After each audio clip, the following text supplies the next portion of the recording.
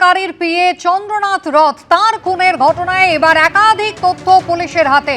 পরিকল্পনা করে ঠান্ডা মাথায় শুভেন্দু অধিকারীর পিএকে হত্যা করা হয়েছিল 6 তারিখ রাত্রে।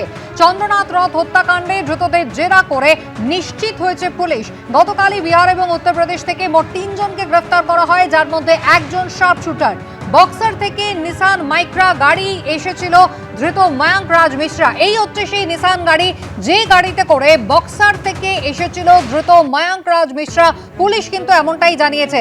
আপনাদের মনে থাকবে অ্যানিমেশনের মাধ্যমে যে ছবি আপনাদের আমরা দেখিয়েছিলাম, যেখানে নিজের গাড়ি স্করপিওতে করে একেবারে মধ্যমগ্রামে গলির মধ্যে ঢুকছেন চন্দ্রনাথ রথ, এবং সেই সময় এই নিসান মাইক্রা গাড়ি কিন্তু তার পথ আটকে ছিল।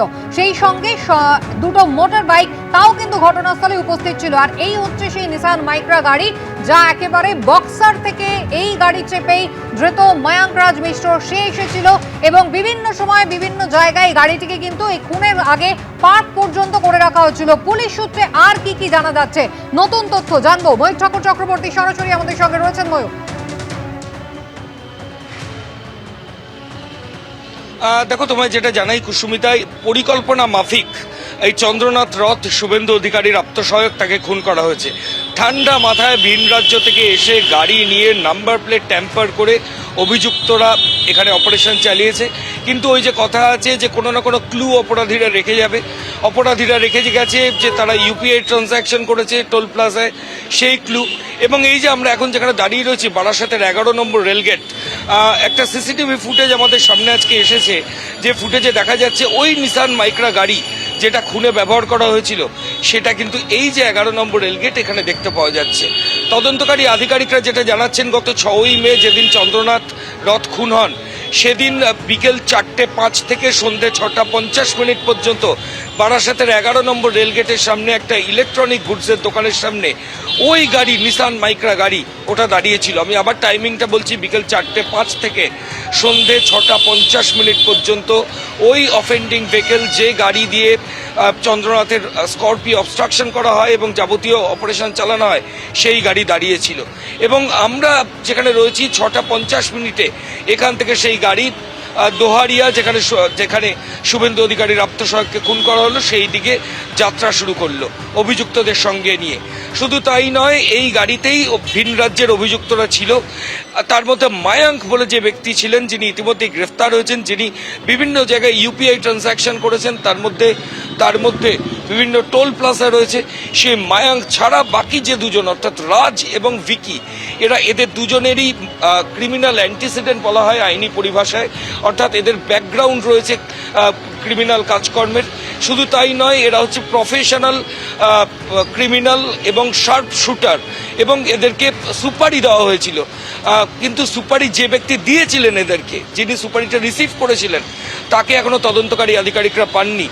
উত্তরপ্রদেশেরই একজন, তিনি সুপারি রিসিভ করেছিলেন, রিসিভ করে এই দুজনকে দায়িত্ব দিয়েছিলেন চন্দ্রনাথ রথকে মার্ডার করার। কিন্তু সেই ব্যক্তিকে, যাকে সুপারি দেওয়া হয়েছিল, বা সেই ব্যক্তিকে যিনি এইখান থেকে ওই উত্তরপ্রদেশের সুপারি কিলারদের সঙ্গে কন্ট্যাক্ট করলেন, এদেরকে ধরলেই পুরো মোটিভটা পুরোপুরি স্পষ্ট হবে। এর পাশাপাশি কুসুমিতা, এটাও তোমায় জানাই, 6:50 এখান থেকে নিসান মাইক্রা গাড়ি চলে যাচ্ছে দোহারিয়াতে অপারেশনের জন্য। সেখানে রাত 10টার পর 50 সেকেন্ডের একটা স্মুথ অপারেশন অভিযুক্তরা করলো, এবং তারপর ওখানে গাড়ি রেখে তারা পালিয়ে গেল। গাড়ি রেখে তারা কোথায় চলে গেল? তদন্তকারী আধিকারিকদের বক্তব্য, তারা শিয়ালদা স্টেশনে রাত 12টা নাগাদ যায় এবং সেখানে গিয়ে তারা মিট করে। অর্থাৎ যেদিন রাতে চন্দ্রনাথ রথ খুন হন, সেই রাতেই অভিযুক্তরা শিয়ালদা স্টেশনে চলে যায়, এবং শিয়ালদা স্টেশনে গিয়ে একটা টিম উত্তরপ্রদেশের বালিয়া, যেখান থেকে এসেছিল সেই উদ্দেশ্যে, এবং আর একটা টিম বিহারের বক্সারের উদ্দেশ্যে রওনা হয়, এবং সেখান থেকে তারা পালিয়ে যায়। তদন্তকারী আধিকারিকদের আরও যেটা বক্তব্য, যে মায়াঙ্ক বলে যে ব্যক্তি, যিনি ইউপিআই ট্রানজ্যাকশন করেছিলেন, তিনি যশোর রোডের ওপর বিরাটি যে স্টপেজ রয়েছে সেখানে আগে থেকেই নেমে গেছিলেন। অর্থাৎ কেন তিনি সেখানে নেমেছিলেন, তিনি কোথায় অপেক্ষা করছিলেন, এখন সেগুলোই তদন্তকারী আধিকারিকরা দেখবেন। একেবারে ময়ূক, ধন্যবাদ। এবং কি কারণে, কি উদ্দেশ্যে এই খুন, কারাই বা দিয়েছিল সুপারি, এই সবটাই কিন্তু জানার চেষ্টা করছেন তদন্তকারী আধিকারিকরা। অ্যানিমেশনের মাধ্যমে আপনাদের আবারও দেখার চেষ্টা করব, যেখানে 6ই মে ঠিক রাত 10টায় মাত্র 50 সেকেন্ডে ঠান্ডা মাথায় করা একটা অপারেশন।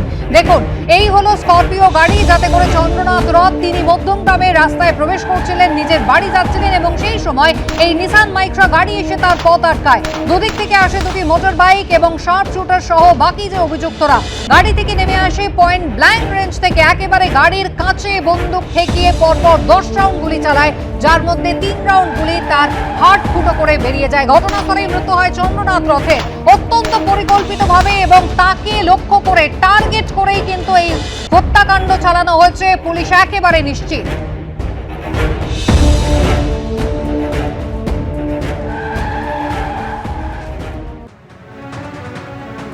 ছয় মে চন্দ্রনাথ রথের এই হত্যার ঘটনায় এবার সিবিআই তদন্তের নির্দেশ। চন্দ্রনাথ রথ হত্যাকাণ্ডের তদন্ত করবে কেন্দ্রীয় তদন্তকারী সংস্থা সিবিআই।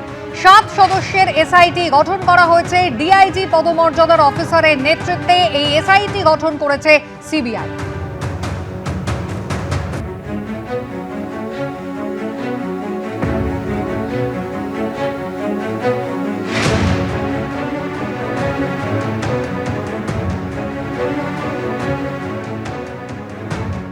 বেলডাঙ্গায় তৃণমূল সরকারের পাড়ায় সমাধান প্রকল্পে দুর্নীতির অভিযোগ তুললেন হুমায়ুন কবির।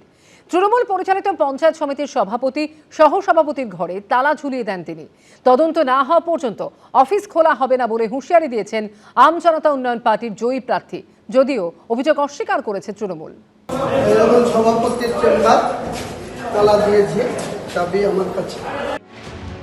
দুর্নীতির অভিযোগ তুলে এভাবেই তৃণমূল পরিচালিত পঞ্চায়েত সমিতির সভাপতি সহসভাপতির ঘরে তালা ঝোলালেন রেজিনগরের জয়ী প্রার্থী হুমায়ুন কবির।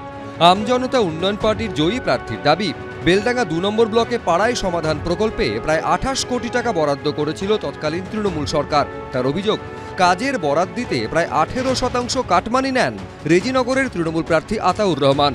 তদন্তের দাবি তুলে সোমবার বেলডাঙ্গা 2 নম্বর পঞ্চায়েত সমিতির অফিসে ঢুকে সভাপতি ও সহসভাপতির অফিসে তালা লাগিয়ে দেন হুমায়ুন কবির।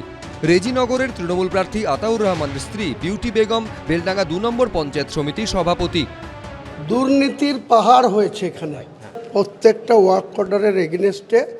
এই যে আতাউর বিউটি বেগমের স্বামী, এর নির্দেশে 18% টাকা তুলেছে। আপাতত 1 মাসের জন্য এই চেম্বার বন্ধ থাকবে। সমস্ত দুর্নীতির উদ্ধার করা হবে। স্বচ্ছতা ছাড়া আমি এই প্রশাসনের এই পঞ্চায়েত সমিতি চলতে দেব না। আগামী দিনে এই পঞ্চায়েত সমিতি নতুনভাবে গঠন করা হবে। পাড়ায় সমাধান টেন্ডার হয়েছে, টেন্ডার হয়ে তার কাজ অনগোয়িং আছে এবং সেই কাজ অনগোয়িং এর তদারকি বিডিও সাহেবের ফুল টিম এবং ইঞ্জিনিয়ার সেকশন আছে। তাদের কাজ কোথায় দুর্নীতি হয়েছে না হয়েছে ইঞ্জিনিয়ার সেকশন দেখতে পাবে। কাজ না হলে তার বিল হবে না। তো সেই জায়গাতে দুর্নীতির কোনো গল্পই নেই এখানে। যা হয়েছে টোটাল টেন্ডার প্রসেসিং করে, ওখানে কোনো ভাউচারে বিল হয় না, ওখানে কোনো টেন্ডার না করে বিল হয় না। দুর্নীতির তদন্ত চেয়ে বিডিওর কাছে ডেপুটেশন জমা দিয়েছেন হুমায়ুন কবির। রাজীব চৌধুরী, এবিপি আনন্দ, মুর্শিদাবাদ। এবিপি আনন্দ, এগিয়ে থাকে, এগিয়ে রাখে।